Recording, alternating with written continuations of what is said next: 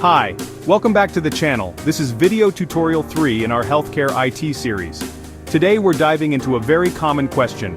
What's the difference between RIS, PACS, and HIS?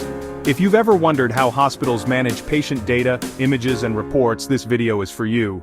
By the end, you'll clearly understand where each system fits. Let's start with HIS, Hospital Information System.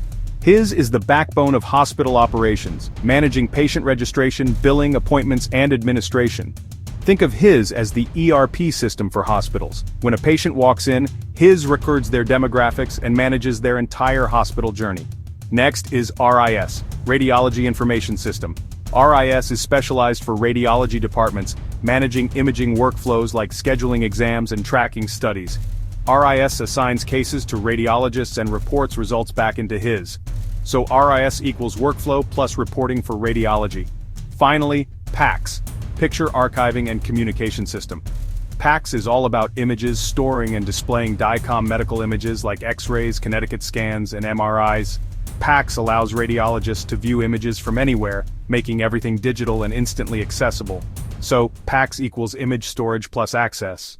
Here's how they work together. HIS registers the patient and creates orders. RIS manages radiology workflow. PACS stores and shares the actual images. Together, these three systems create a complete healthcare IT ecosystem. So to summarize, HIS equals patient and hospital management. RIS equals radiology workflow and reporting.